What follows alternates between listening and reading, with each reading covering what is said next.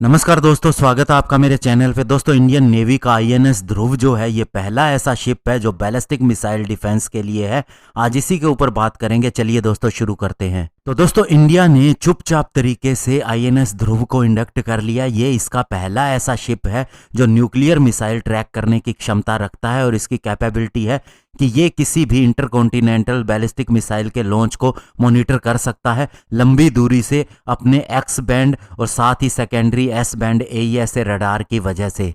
इसके अलावा इंडिया जब कोई मिसाइल लॉन्च करेगा, उसका टेस्ट करेगा, तो उसका भी टेलीमेट्री डेटा को रिकॉर्ड करने के लिए लंबी दूरी तक यह हमारी मदद करेगा। इसके अलावा इसका सबसे बड़ा फायदा ये होगा कि अगर हमारा कोई पड़ोसी देश मिसाइल लॉन्च करता है, मान लीजिए टेस्ट करने के लिए, तो ये उसका भी इलेक्ट्रॉनिक इंटेलिजेंस डेटा इकट्ठा करेगा और साथ ही उसके बहुत से लॉन्चेस के ट्रेजेक्ट्री डेटा या फिर मिसाइल फ्लाइट प्रोफाइल, इन सभी को नोट करेगा और फिर हम उसकी स्टडी कर सकते हैं अपनी इफेक्टिवनेस को इंप्रूव करने के लिए, स्पेशली हमारे बैलिस्टिक मिसाइल डिफेंस की क्षमता को इंप्रूव करने के लिए। अभी इंडिया के अगर land based ballistic missile defence की बात करें तो इसने फेज 1 पूरा कर लिया है और अभी फेज 2 के ऊपर काम शुरू हो गया है, जो कि लॉन्गर रेंज की इंटरसेप्टर मिसाइल के लिए होगा। और अब आईएनएस ध्रुव हमारे इस फेज 2, जिसमें लॉन्ग रेंज के बैलिस्टिक मिसाइल डिफेंस शील्ड को बनाया जाना है, उसको डेवलप करने में भी मदद करेगा। और इसके अलावा अगर इसका कोई सी बेस्ड एलिमेंट है तो उसमें और भी बड़ा रोल निभाएगा।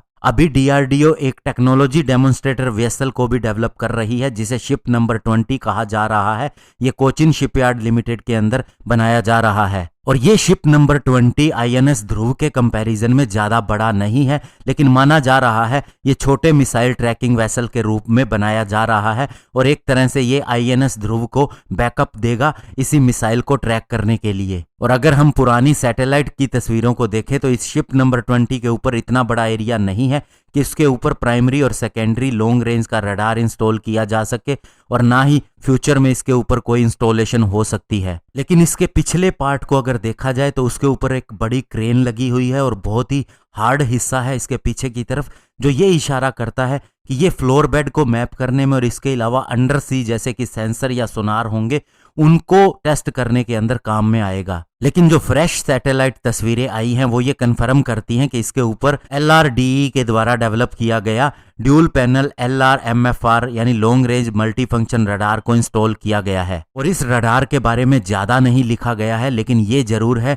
कि इसकी क्षमता 500 किलोमीटर प्लस की है, स्पेशली मिसाइल को गाइड करने के लिए टारगेट की तरफ। लेकिन दोस्तों, अब ये कंफर्म हो गया है कि इसके पास 4 यूनिट होंगी ship launched canister missile system की, जिसकी स्टोरेज पोजीशन होगी और लॉन्च पोजीशन होगी 90 डिग्री के ऊपर।